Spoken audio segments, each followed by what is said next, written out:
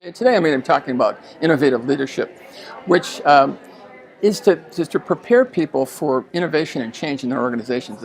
The interesting thing about this is that most people hear the word innovation.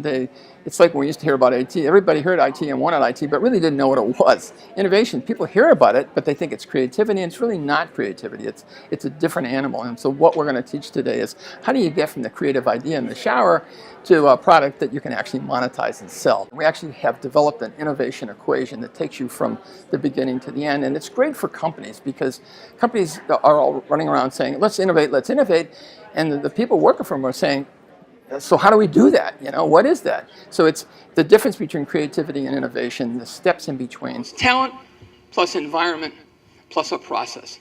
I equals T plus E plus P. And I looked at her and I said, what? And honest to God, in about 5 minutes, I got it. I had found the formula, but it hadn't yet emerged. In fact, I actually kept the original piece of, we photographed it, and I actually kept the original piece because I thought, this is really cool stuff. Little did I know that the process that we actually went through there, where I used somebody who thought much differently than me to help me through the logjam, was actually part of the process of innovation. We'll talk about that today. Let's say we all went to school at a Virginia school, and we're all kind of middle class. No matter what our race is, we've all had the same education. When we tackle a problem, we're all going to generally get stuck at the same place. But when you get somebody who looks at it completely differently, who has a very different educational background, or looks at it from a different academic perspective, or even a work perspective, they tend to be able to push you through the solution much faster. People who look at the problem from a different point of view can usually get you through the problem. And that's why cognitive diversity is so important. How many of you have heard of kids that were told by their parents, become a lawyer, become a doctor, become an accountant, because you'll always find a job? And the kid, does it and says, geez, I hate this job, And before you know it, they're trying to find another profession because the job that they got wasn't a job that actually fit their strengths. What we're telling you to do up front is with your workers and people that you have, is to figure out what they're good at and then craft the job around them. University of Michigan's done a lot of work on what's called job crafting.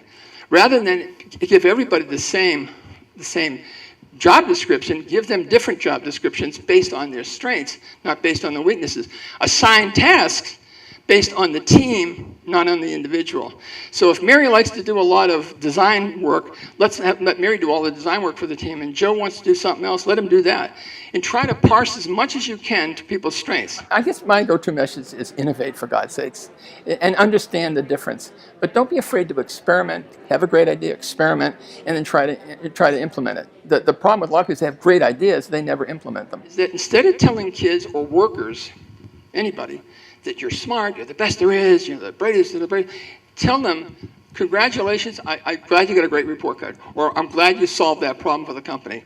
I appreciate your hard work and your perseverance. Substitute those two words in. And those are specific words you're saying. You can use other words, but hard work and perseverance is what you want to tell people if you want to move them to a growth mindset. Just start telling them that kind of stuff. If you want to shift your kids, if you want to shift your workforce, start telling them how proud you are, how pleased you are with the amount of effort and the perseverance that they have, as opposed to you're so smart. All right? Purpose is really important. The difference between we get meaning by working at things that we love to do but we get purpose by applying those things that we love to do for other people. You get purpose from other people, not from yourself. You get meaning from yourself. So if you want to differentiate those words, differentiate in this way. Meaning is about you. Purpose is about other people. And unless you have purpose, the game's not much fun. You get tired of yourself. You really do.